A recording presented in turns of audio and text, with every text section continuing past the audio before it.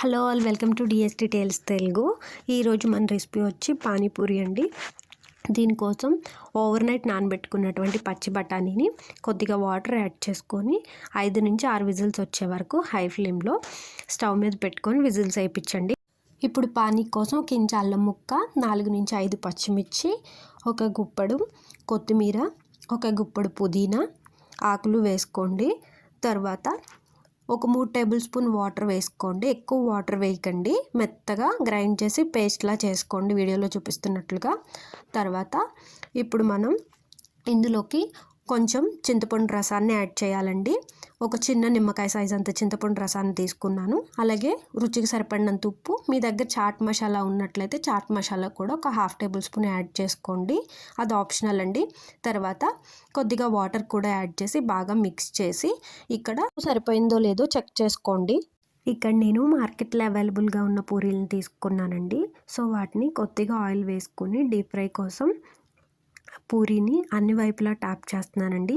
దీనివల్ల కొంచెం ఆయిల్ అయినా కూడా పూరీలు చక్కగా గోల్డెన్ బ్రౌన్ కలర్లోకి వేగుతాయి. సో అన్ని పూరీల్ని ఇలాగే గోల్డెన్ బ్రౌన్ కలర్ వచ్చే వరకు ఫ్రై చేసుకున్నానండి. ఇప్పుడైతే మనకి పూరీలు రెడీ అయిపోయాయి.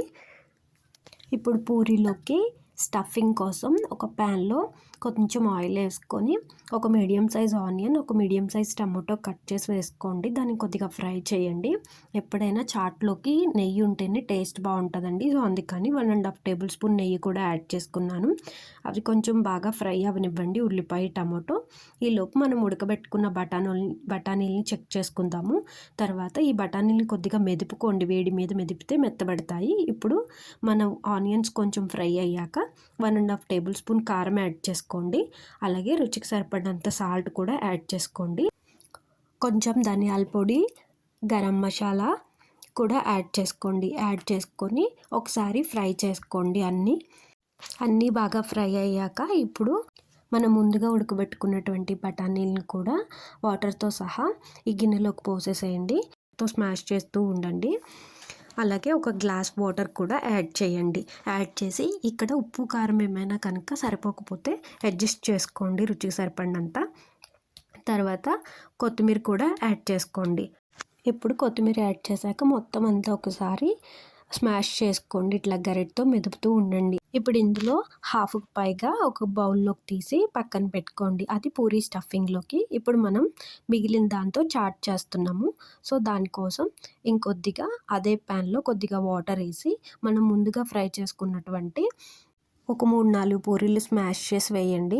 అలాగే రుచికి సరిపడినంత ఉప్పు కారం కూడా ఇంకొంచెం యాడ్ చేసి బాగా దగ్గరగా అయ్యే వరకు ఫ్రై చేసుకోండి.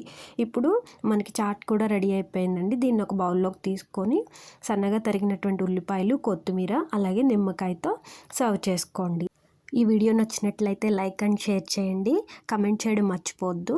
డిఎస్టీ టేల్స్ తెలుగు 969కి సబ్స్క్రైబ్ చేసుకోండి. Thanks for watching. 3, 2, 1